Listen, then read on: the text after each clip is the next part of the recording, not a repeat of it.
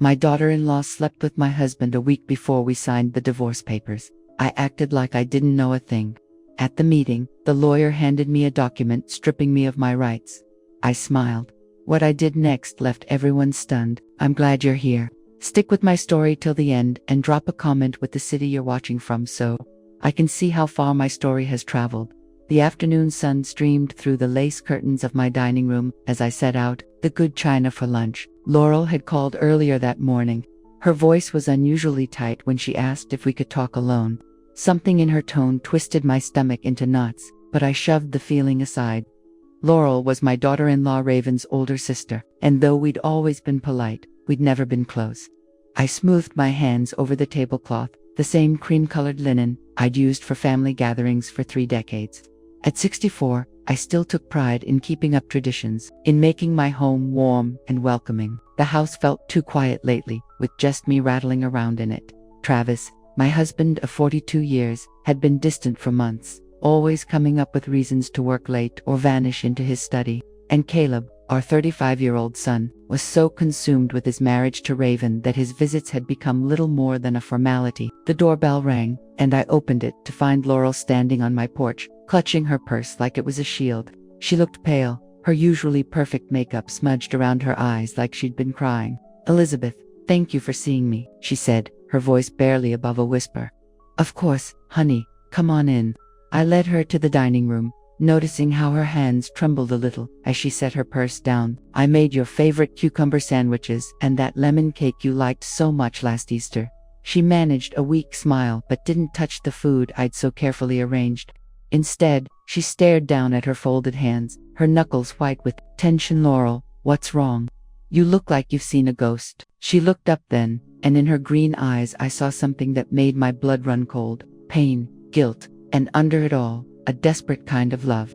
"Elizabeth, I need to tell you something, and I don't know how to say it without wrecking everything." My heart started pounding, but I kept my voice calm. "Whatever it is, we'll figure it out together."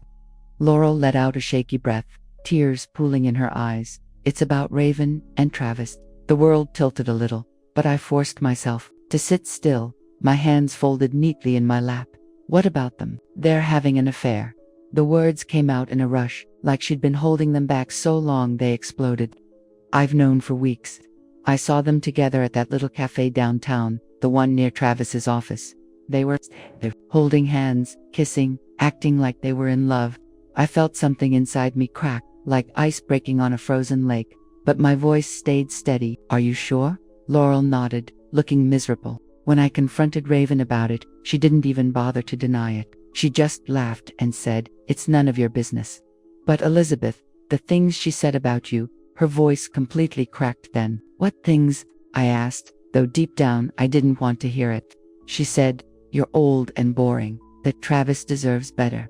Once the divorce is final, I'll make sure you get as little as possible." She's been planning this, Elizabeth, the whole thing. She married Caleb to get close to the family, to the money. She's been working on Travis for months.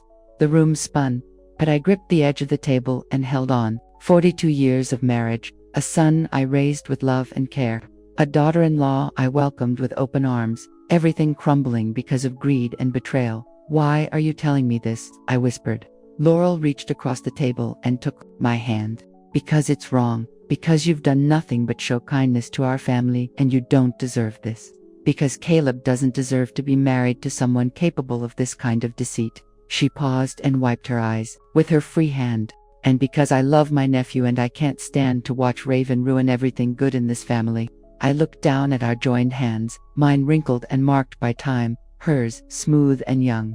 "Does Caleb know?" "No, and I don't know if I should tell him. It would destroy him." I pulled my hand back and stood, walking slowly to the window that looked out over the garden Travis and I planted together all those years ago. The roses were in full bloom, their red petals vivid against the green. Everything looked so normal, so peaceful, but underneath, the roots were rotting. "What will you do?" Laurel asked behind me. I turned, and something inside me had shifted.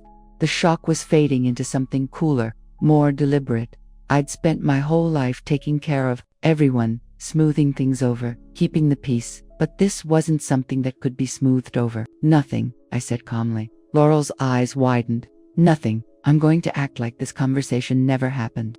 I'm going to smile and play the devoted wife and mother. I'm going to let them think they're winning. But Elizabeth, Laurel, dear, some games take patience, and I've been patient for a very long time. I sat back down and poured myself a cup of tea with steady hands. Tell me, does Raven know you're here? No, she thinks I'm at work. Good, let's keep it that way. I met her gaze, and she must have seen something there that startled her, because she leaned back a little. Can you do that for me? Can you pretend you never told me? Laurel nodded slowly. But what about Caleb? What about your marriage? I took a sip of tea, letting the familiar rhythm of it calm my racing thoughts. Some battles aren't won by charging in with guns blazing. Dear, sometimes you have to let your enemies think they've already won. After Laurel left, I sat alone in the dining room for a long while, staring at the untouched cake and sandwiches. The house felt different now, like the walls themselves had shifted. Every family photo on the mantel, every memory tied to the furniture and decor, all of it tainted by the knowledge of what was happening under my own roof. When Travis came home that evening, I was in the kitchen making his favorite dinner, pot roast with carrots and potatoes, the same meal I'd made every Thursday for 40 years. Smells good, he muttered, loosening his tie without looking at me. Long day at the office?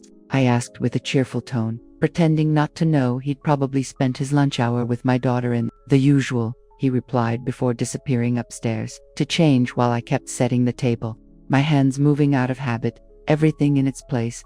When he came back, we ate in near silence, talking only about boring things like the weather and little repairs around the house. But now I watched him closely, noticing details I'd ignored before.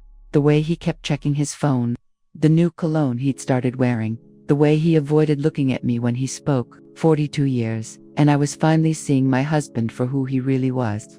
That night, lying next to him in our king-sized bed, I stared at the ceiling and made up my mind. They wanted to play games. Fine. They just didn't know who they were playing with.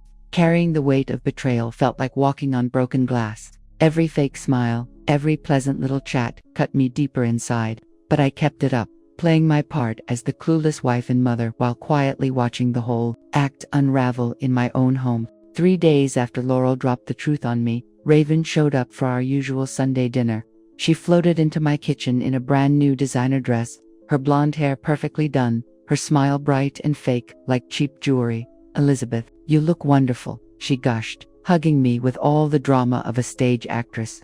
I love what you've done with the flowers on the table. I hugged her back, catching the scent of her expensive perfume, the same one I'd smelled on Travis's shirts lately. Thank you, dear. Caleb should be here soon. Would you like some wine while we wait? That would be lovely. She perched on the kitchen island, crossing her legs just so. Actually, I was hoping we could have a little chat, just us girls.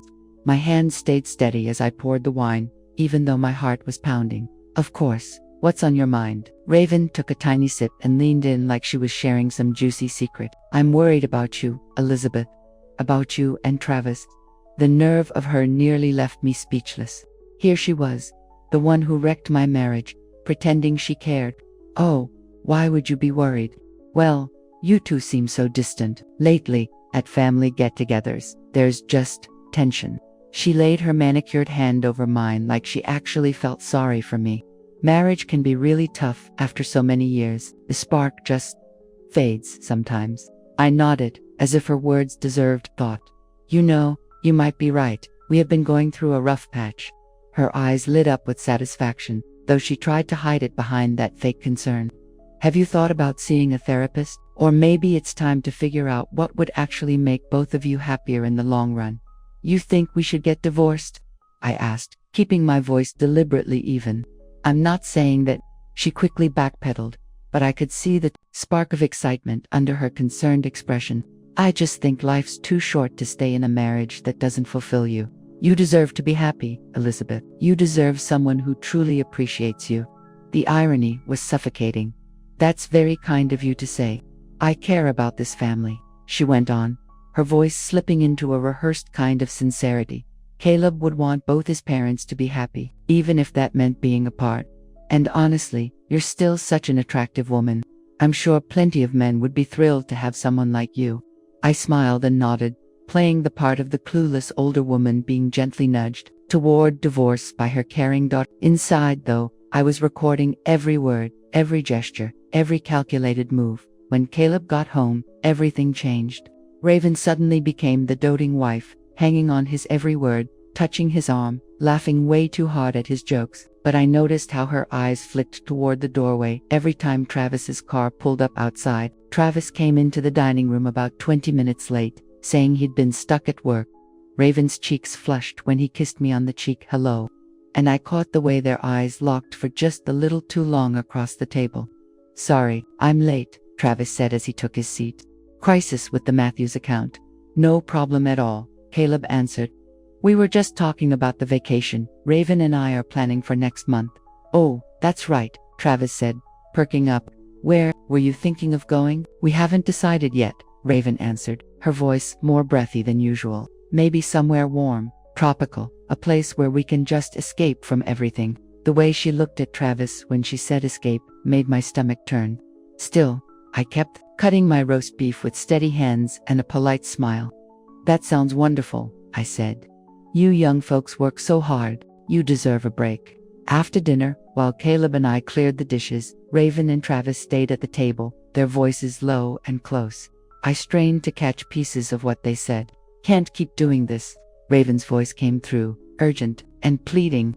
Not much longer, Travis answered, trying to calm her. She suspects something, Raven said again, sounding worried. She doesn't know anything, Travis shot back, dismissive. They were wrong. I already knew everything, but I just kept loading the dishwasher, humming softly to myself like I didn't have a care in the world. The following week, I booked an appointment with my lawyer. Not the family attorney Travis and I had used for years, but a sharp woman named Lydia Chen who specialized in tough divorce cases. Her office was downtown, far away from our usual spots, so nobody who knew us could report back to Travis. Lydia was younger than me, probably in her 40s, with sharp dark eyes and an air of competence that instantly put me at ease. Mrs. Morrison, she said after I explained everything, I have to ask why you haven't gone to your husband directly about the affair. I clasped my hands in my lap and chose my words carefully. Because I want to know exactly what I'm up against before I make any moves. This house, our assets, our family legacy, I need to know where I stand legally. Lydia nodded, clearly approving. Smart move. Let's start with the basics. How are your assets titled right now? For the next hour we went through everything. The house bought 40 years ago with money from my family's estate. The investment accounts we built up over decades of saving. The family business that Travis inherited from his father. Most important was the trust my grandfather had set up, which included the house and a handful of other properties. This is interesting, Lydia said, studying the trust papers I'd brought. Your grandfather was pretty forward-thinking. This trust has some very specific rules about inheritance and divorce. What kind of rules? Well, the house can never be sold or transferred to anyone outside your direct bloodline. Even if you divorced, your husband wouldn't have any claim to it. And there's also a clause here about infidelity that's pretty unusual for trusts written in that era. My pulse quickened. What does it say? Lydia read from the document. If a marriage ends because of cheating, the innocent spouse keeps all rights to the trust assets, and the cheating spouse loses any claim to anything tied to that trust. I leaned back in my chair, feeling a faint spark of hope for the first time in weeks. So if I can prove Travis's affair, you'd keep not just the house, but several other properties and investments tied to the trust. Properties your husband still thinks he owns a piece of, and he doesn't know about these terms. Lydia shook her head. From what you've told me, he seems to think you'd split everything 50-50 like any regular divorce. He has no clue the trust protects you. I walked out of Lydia's office feeling lighter than I had in a long time. Travis and Raven thought they were playing chess, but they didn't even know all the pieces were on the board. That night, I watched Travis try to play the role of loving husband. He praised my cooking like he meant it, asked about my day like he cared, and kissed my forehead goodnight with lips that had already kissed someone else. But the cracks were showing. Guilt was eating at him, even while his arrogance made him think he was getting away with it. Travis, I said while we were getting ready for bed, I've been thinking about what Raven said the other day about our marriage. He froze, his back to me as he hung up his shirt. What about it? Maybe she's right. Maybe we should look at our options.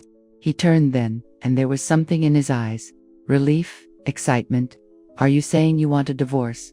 I shrugged like it didn't hurt to say it. I'm saying maybe it's time we both went after what makes us happy, wherever that takes us. Travis nodded slowly, trying to look serious while clearly holding back a smile. If that's what you want, Elizabeth, I just want you to be happy, liar. But I smiled back anyway, playing my part in this awful little play. I want us both to be happy. That night, lying in bed and listening to Travis's contented breathing beside me, I thought about Raven's smug little grin, about the pricey dress and perfume she wore to family dinners now, about how she rested her hand on my son's shoulder while plotting her getaway with his father. They thought they were so smart. They thought they'd already won. They had no idea the game had only just started. Vance and Associates was on the top floor of a shiny downtown tower, all marble and dark wood meant to impress. I sat calmly in the reception area, hands folded in my lap, while Travis paced by the floor-to-ceiling windows, checking his phone every few seconds. He'd been on edge all morning, snapping at me over breakfast and muttering about just wanting to get this over with. Thought Raven had insisted on coming along, saying she wanted to be there for Caleb through this tough time.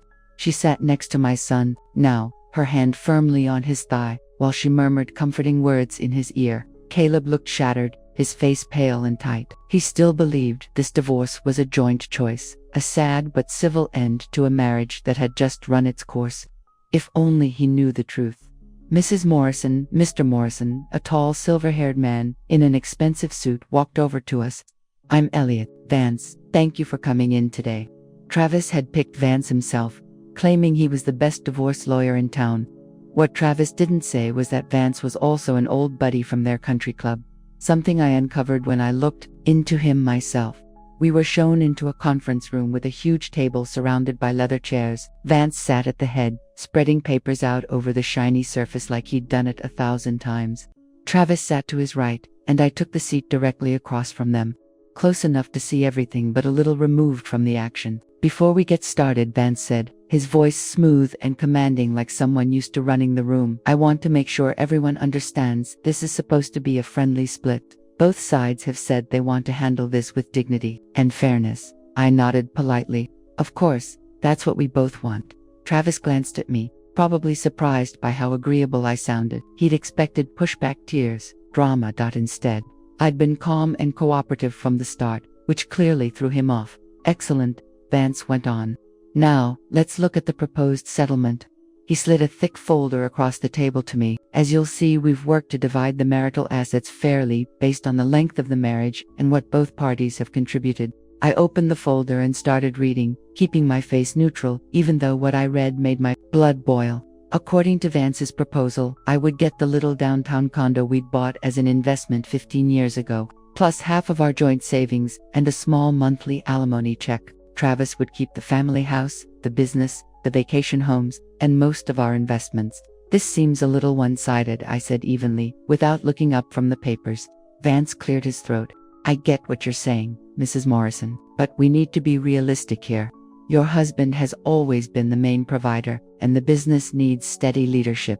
The house comes with a lot of upkeep that would be tough to handle on a smaller income. Translation: they figured I was too old, too dependent, too clueless to stand up for what was mine. Vance kept going, his tone getting more patronizing. There are also some specific issues with the house itself. Apparently there are some problems with the original deed and trust paperwork.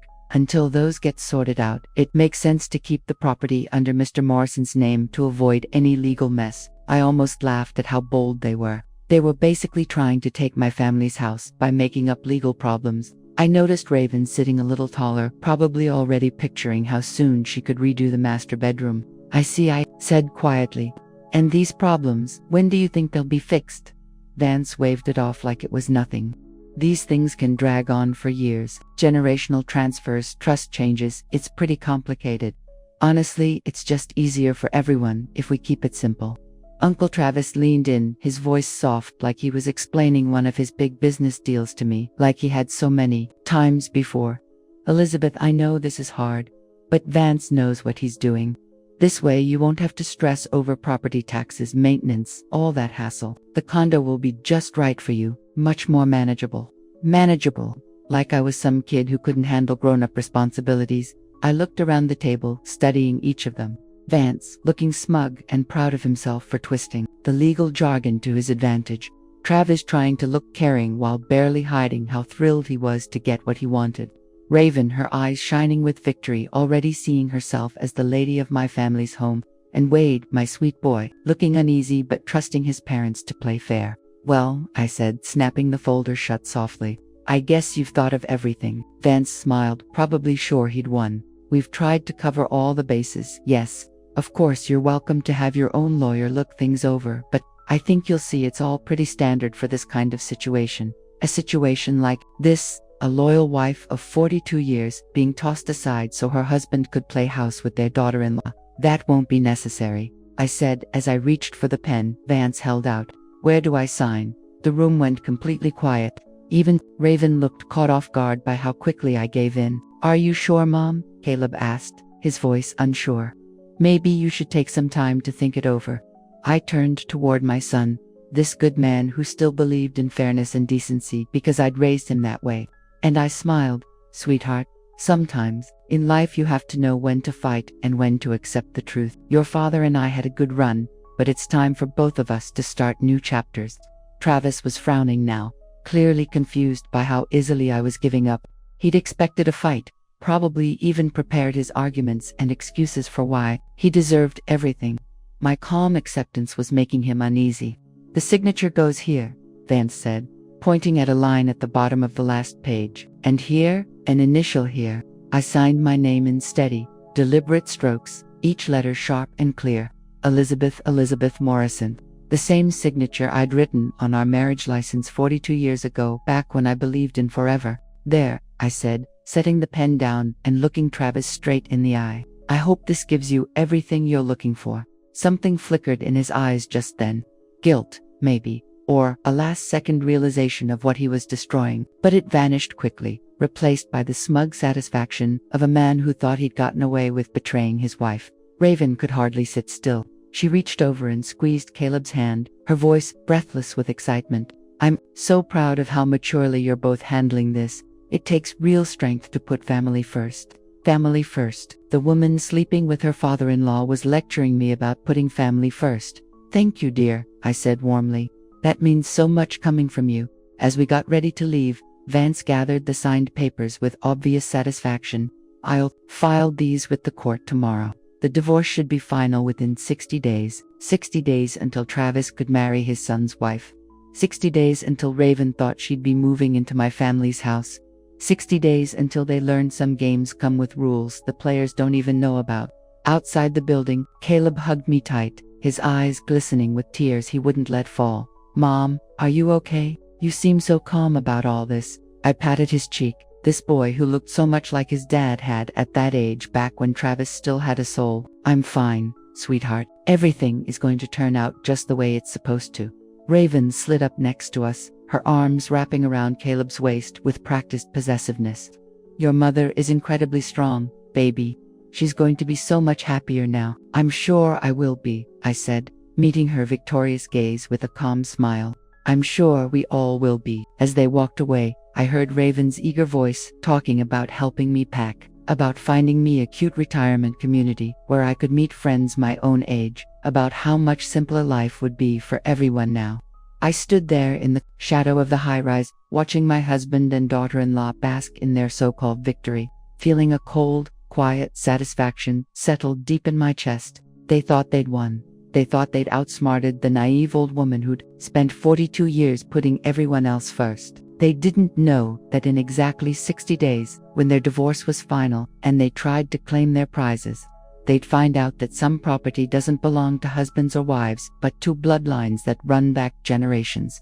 I walked to my car with steady steps, already thinking about the call I needed to make to Lydia Chen. There were still things to set up, paperwork to collect, and a few more moves to make in this chess match they didn't even know they were losing. The real show was about to start. 2 weeks after signing the divorce papers, I was tending to my rose garden when I heard tires crunching on the gravel. Caleb's car pulled into the driveway, but something was off. Instead of his usual cheerful wave, he sat behind the wheel for a long moment, hands gripping it like it was the only thing holding him together. When he finally got out, I could see my son was shattered.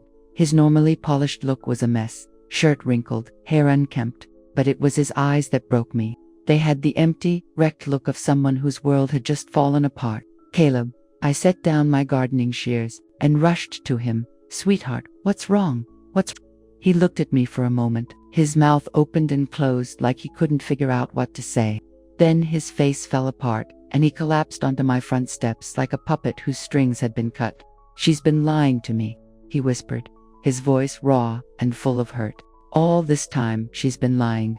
I sat down next to him, not trusting myself to say anything. Part of me wanted to hug him and tell him everything would be okay. Another part wanted to demand answers, to finally hear the confirmation I'd suspected for weeks. Instead, I just waited, letting him get to the truth on his own terms. I found text messages, he went on, staring down at his hands. Hundreds of them, between Raven and Dad.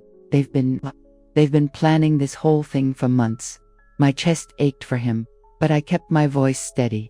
Planning what exactly? Caleb let out a bitter laugh that didn't sound anything like my kind son. The divorce, the affair. They thought they were so smart, waiting until after you signed the papers to take off together. Raven was even bragging to someone about how easy it was to play both of you. The words hit me like punches, even though I'd known the truth for weeks. Hearing it come from Caleb's mouth made it real in a way my own suspicions never had. How did you find out? I asked softly. Laurel called me, Caleb said, his voice thick with both gratitude and grief. She said she couldn't sit by and watch it anymore. She told me where to look, what to check. I thought she was nuts at first, but then I went through Raven's phone while she was in the shower, and he trailed off. Unable to finish, I could imagine exactly what those messages said. The thrill of it, the planning, the cruel jokes at the expense of the people they were hurting. Laurel's been trying to warn people for weeks, Caleb went on. She said she begged Raven to stop, told her it wasn't worth it, but Raven just laughed and said she'd worked too hard to get close to our family's money to back out. Now, money. Of course, it all came back to money, not love, not real connection. Just cold, calculated greed about assets and inheritance. Where's Raven now? I asked. I confronted her this morning, showed her the messages. Caleb wiped his eyes with the back of his hand. She didn't even bother denying it. Just shrugged and said I was naive if I ever thought she actually loved me. Said Dad could give her things I never could. The casual cruelty of it knocked the wind out of me. To toss aside decades of marriage, to mock the love of a good man who had done nothing but treasure her. It was beyond belief. I threw her out, Caleb said, his voice growing stronger. Told her she had an hour to pack and leave our house. She laughed at me. Mom, said it didn't matter because soon she'd be living somewhere much nicer anyway. Somewhere much nicer.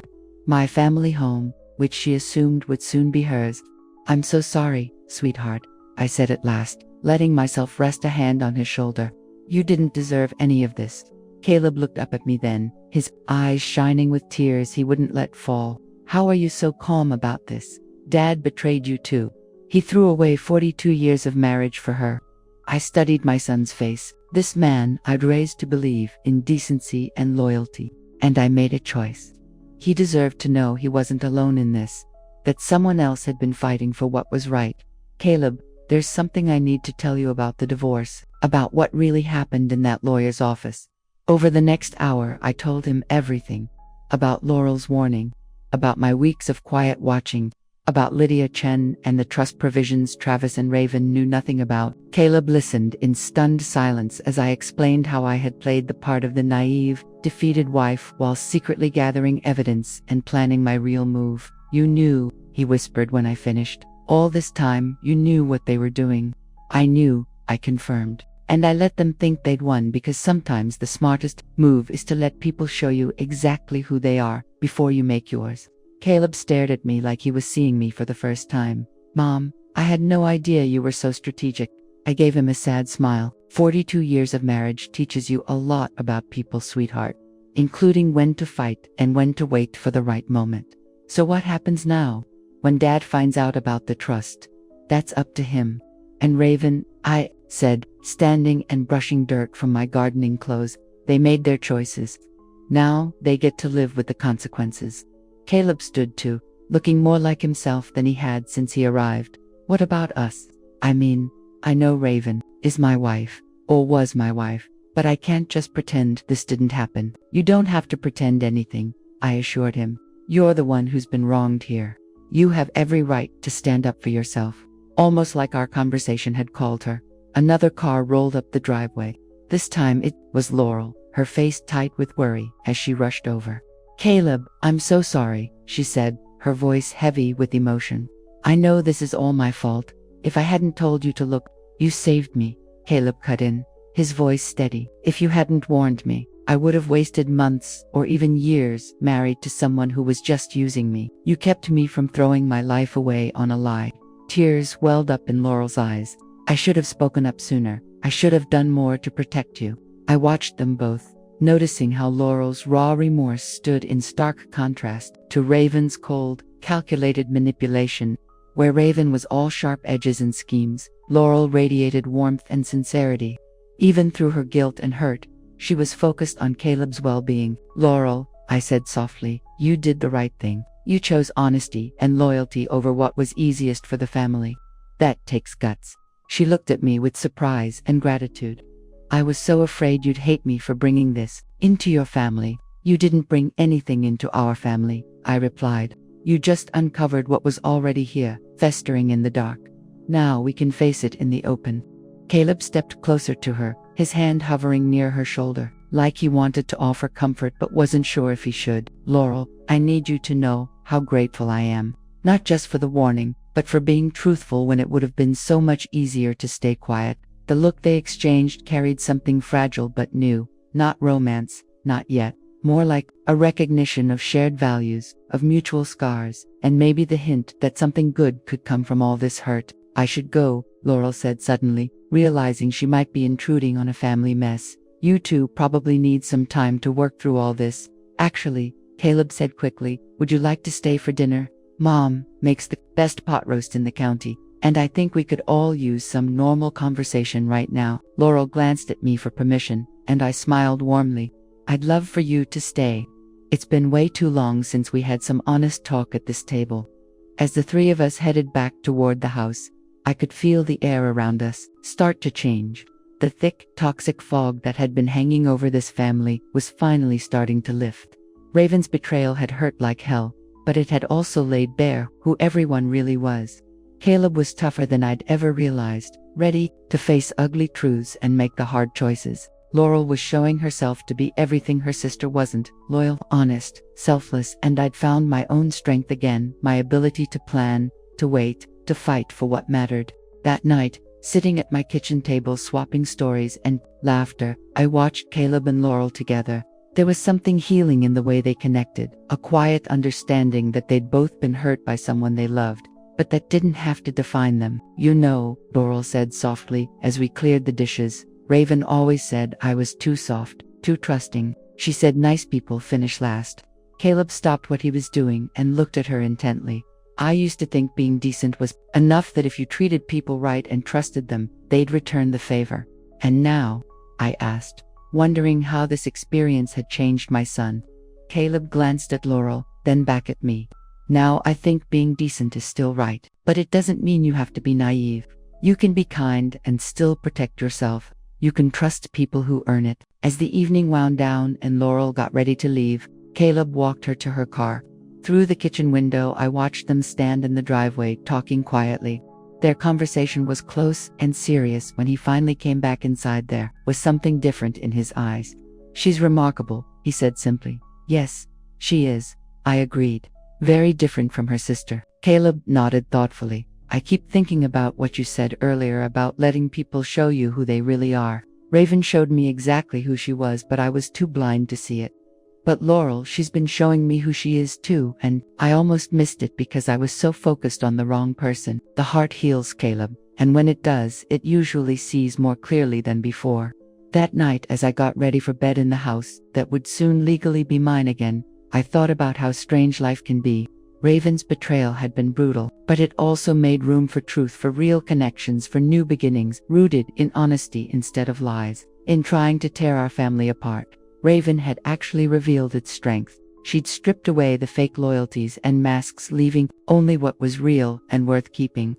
Tomorrow I'd call Lydia Chen and start the final phase of my plan. But tonight I felt something I hadn't felt in months. Hope. The call came on a Tuesday morning, exactly 63 days after I'd signed those divorce papers in Vance's office. I was sitting on my back porch drinking coffee and watching the sunrise turn the sky gold and pink when my phone rang. Travis's name popped up, and for the first time in months, I felt real amusement as I picked up. "Hello, Travis. What the hell have you done?"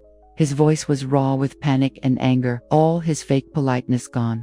I took a slow sip of my coffee before I answered. "Good morning to you too. I'm doing well, thanks for asking. The weather's beautiful today. Don't mess with me, Elizabeth. My lawyer called about an hour ago. He said there's an issue with the house. Some crap about a trust nobody ever mentioned before." "Oh, that?" I kept my tone light and casual. "Yes, I guess that must have been quite a shock." The silence on the line dragged on so long I wondered if he'd hung up. Then his voice came back, lower and more threatening. You knew about this trust the whole time, didn't you?" "Of course I knew. It's my family's trust, Travis. My grandfather set it up to keep this property safe from exactly this kind of mess." "This kind of mess." His voice cracked with outrage. "We're getting divorced. That happens, Elizabeth. People split up every day." I stood and walked to the edge of the porch, staring out at the garden my grandma planted, my mom cared for, and I've tended with love for 40 years. "You're right. People get divorced every day, but they usually don't sleep with their daughter-in-law while scheming to steal their wife's family home." The sharp breath on the other end told me he hadn't seen that coming. For weeks, I'd played the clueless, wounded wife. Now he was hearing from the woman who'd been laying her trap while he thought he was being clever. "How long have you known?" he finally asked. "Long enough," I said. "Long enough to gather proof. Long enough to protect what matters. Long enough to watch you and Raven plan your little future in my family's house." "Our house," he corrected reflexively, but his voice had no confidence left. "No, Travis, never our house. The deed has always been held in trust. You got to live here because you were my husband, but you never owned so much as a single brick. And now that you've decided to end our marriage by cheating, you've lost any right to stay here." Another long pause. Then, sounding like a man watching his whole world cave in, "Where am I supposed to go?" The pitifulness of the question almost made me feel bad for him. "Almost. I figure you and Raven will come up with something. You two are so clever, after all. Elizabeth, please, can't we figure something out? I know I messed up, but..." "Messed up?" I cut him off, my voice sharp for the first time. "Messed up is forgetting to grab milk or missing an anniversary. What you did was an intentional betrayal of everything we built. You seduced our son's wife and plotted to take my inheritance. Those aren't mistakes, Travis. That's who you decided to be." I heard a woman's voice in the background, sharp and demanding. Raven, clearly wanting to know what was happening to her carefully crafted scheme. "I have to go," Travis said, his voice flat and defeated. "But this isn't over." "Yes, it is," I replied, evenly. "It's been over for a long time. You just hadn't figured it out yet."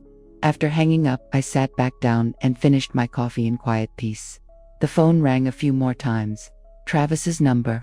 Then an unfamiliar number, probably Raven. I didn't pick up. I had nothing left to say to either of them. About an hour later, Caleb's car pulled into the driveway. He looked serious but resolute as he climbed the porch steps, Laurel beside him holding a manila folder. "Mom, we need to talk," he said, without hesitation. "Of course. Come, sit." Caleb took the chair across from me while Laurel settled next to him, their closeness speaking volumes about the bond they'd formed. Over the past few weeks, they'd grown inseparable, finding comfort and understanding in the shared betrayal. "Laurel's been helping me sort through Raven's things," Caleb started. "We found some papers I think you need to see." Laurel opened the folder and pulled out a stack of documents. These were hidden in a lockbox in Raven's closet. "I think they show just how long she's been planning this." The first was a copy of my grandfather's will, covered with Raven's handwritten notes about property values and inheritance laws. The next was a timeline, carefully mapped out, showing when she intended to seduce Travis, when they'd start divorce proceedings, and when they expected to claim the house.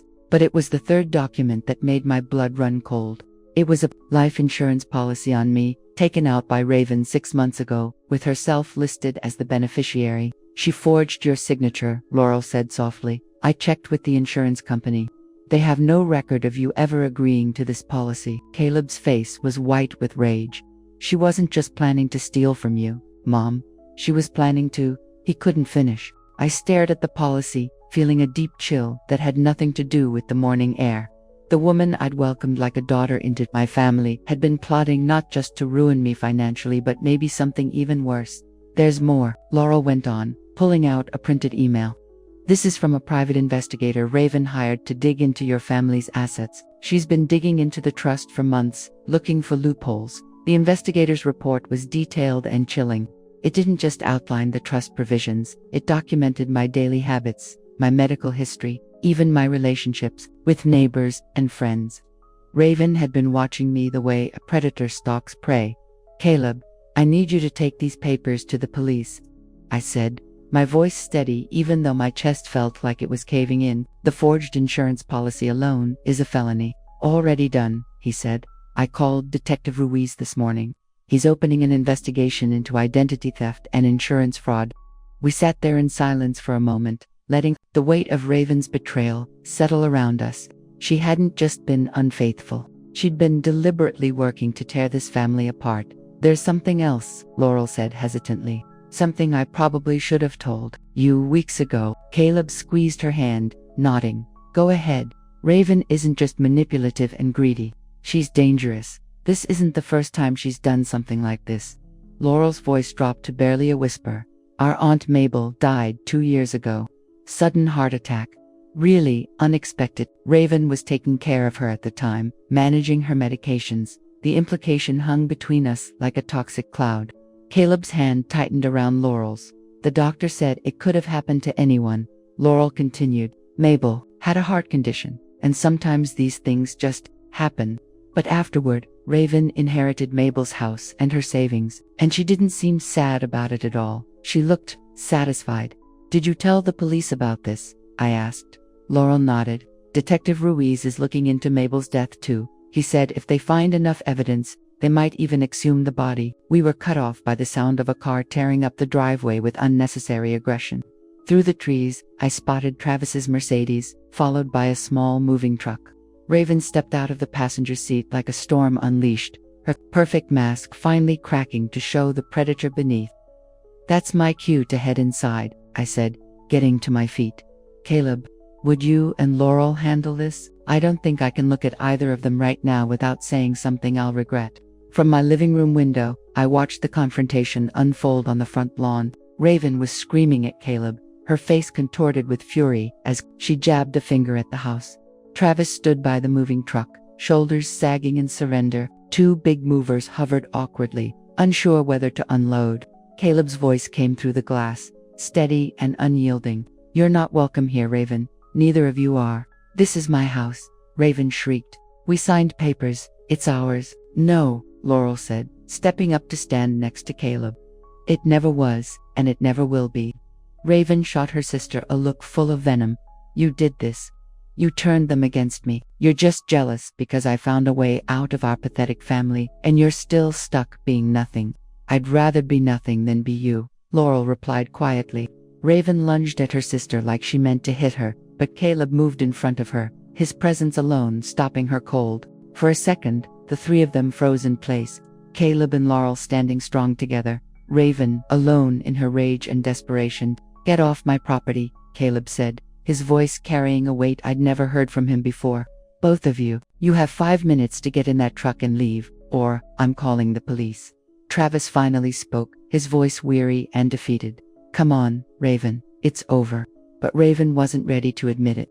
She whirled toward the house, her eyes wild when she caught sight of me in the window. This isn't over, she screamed. You think you're so smart, but I know things about this family. I know secrets that could ruin all of you. I slid the window open a little, letting my voice carry clearly into the yard. The only secrets getting ruined today are yours, sweetheart. Detective Ruiz is very interested in your relationship with your Aunt Mabel. The color drained from Raven's face so fast I thought she might collapse. Travis grabbed her arm and tugged her toward the truck, suddenly urgent. We're leaving, he called out. We're leaving right now. As the moving truck pulled away with Travis's Mercedes behind it, something in my chest finally let go. The strangers who had invaded my home, who had schemed to take everything from me and maybe worse, were gone. Caleb and Laurel came back inside, both looking exhausted but triumphant. "It's over," Caleb said as he sank into my favorite armchair. "They're really gone. The house part is over," I corrected softly. "But Raven still has to answer for what she's done. The forgery, the fraud, maybe even Mabel's death. Justice takes its time, but it gets there." Laurel was curled up on the couch, looking younger and more fragile than her 30 years. I keep telling myself I should feel bad for her. She's my sister, after all, but I just can't. She chose this road, one choice at a time, one decision at a time. "You don't owe her your sympathy," I told her. "She made her choices. Now she has to live with them." As evening settled in, the three of us made dinner together in my kitchen. It felt like a celebration, though none of us actually said it. We were celebrating survival, integrity, and the bonds that really matter. Watching Caleb and Laurel working, side by side, I could see something beautiful taking shape between them. Not the desperate, needy kind of love Raven had tried to force, but something real and lasting, built on respect and shared values. "You know," I said as we sat down to eat, "this house has seen a lot of history. My grandmother raised 5 kids here. My mom got through the depression in these walls. I raised Caleb here, and one day, I hope his kids will play in that same backyard." Caleb and Laurel exchanged a look that said plenty about what the future held for them.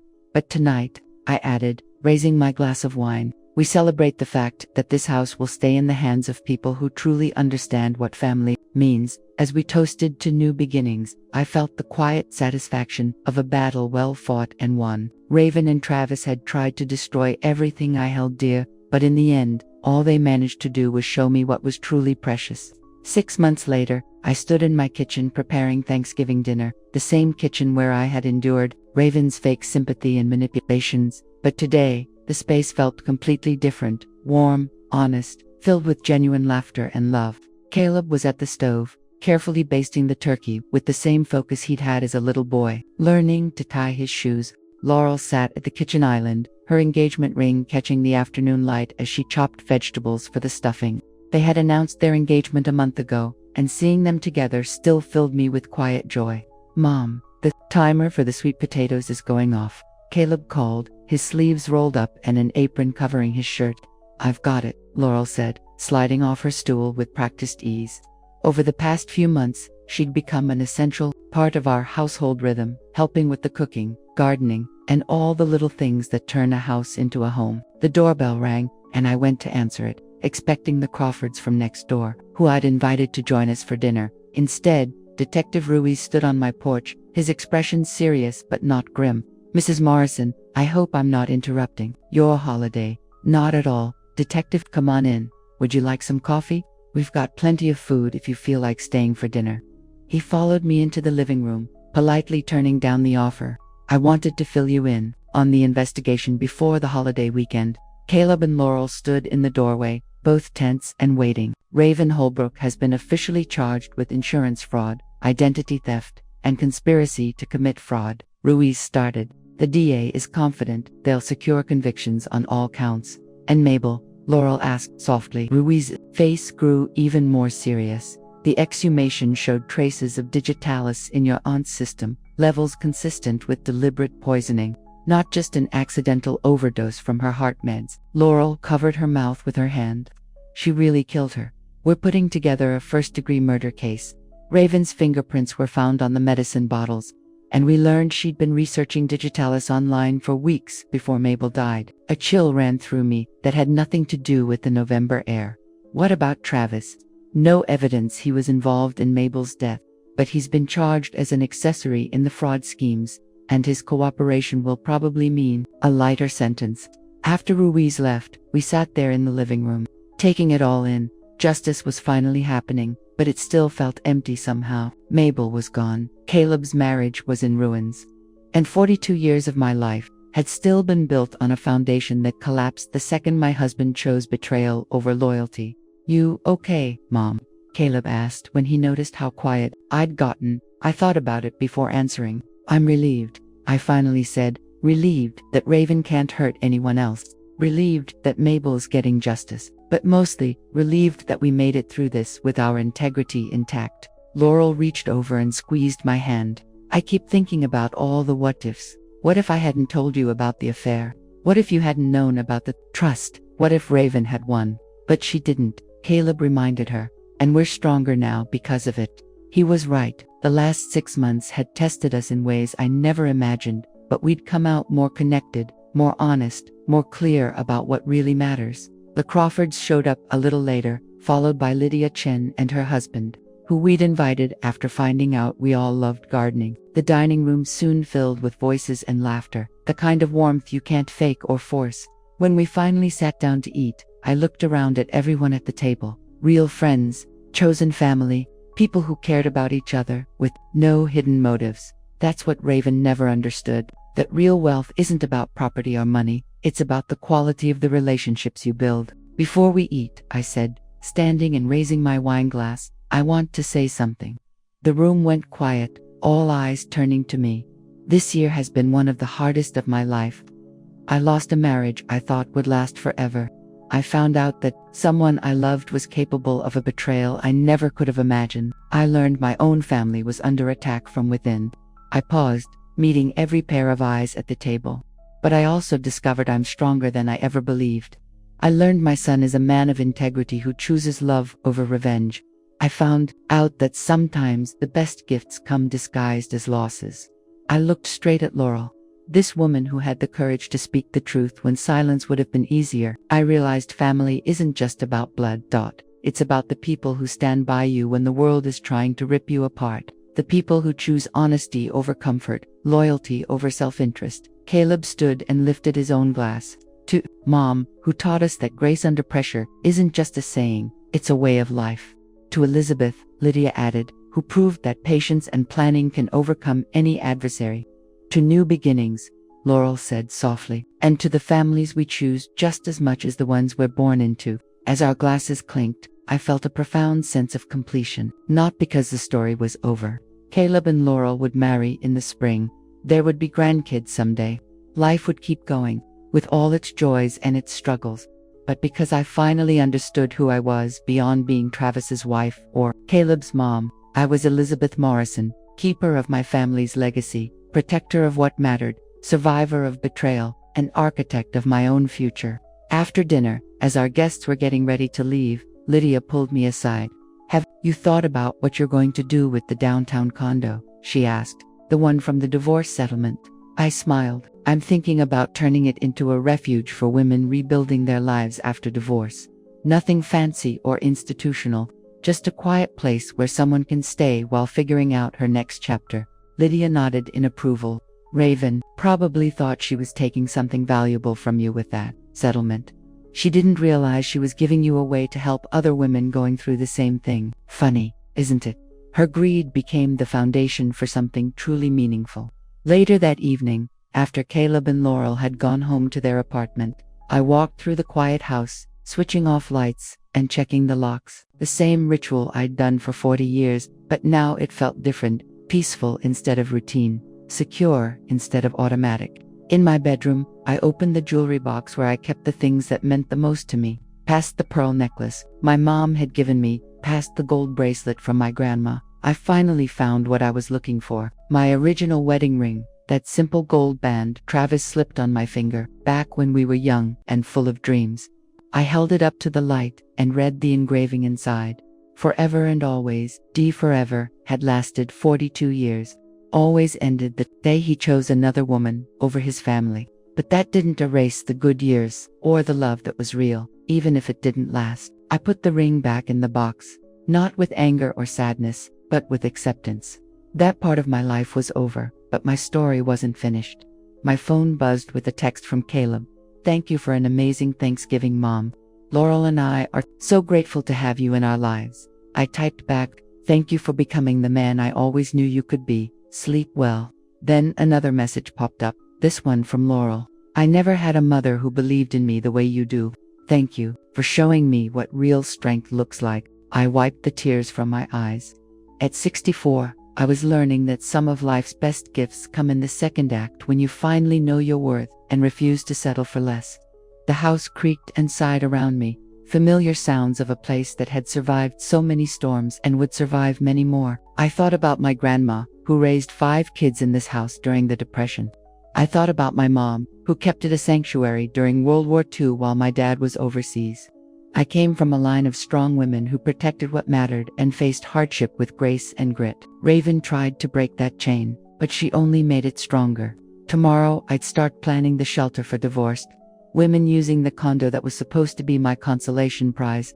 Next month, I'd help Caleb and Laurel plan their wedding in the garden where my grandma married my grandpa 80 years ago. But tonight, I was just thankful to have made it through, to have discovered myself, to know that at any age, any stage, it's never too late to find out who you really are once everything falls away. Outside my window, the November wind moved through the bare branches of the oak tree Travis and I planted on our 10th anniversary. It had endured storms, droughts, and countless seasons of change. Just like me, it had bent but never broken, growing stronger with each challenge. In spring, it would bloom again, and so would I now. I'm curious about you listening to my story. What would you do if you were in my shoes? Have you ever been through something like this? Leave a comment below. And while you're here, I've left 2 more stories on the final screen that are favorites of this channel and will absolutely surprise you. Thank you for watching all the way through.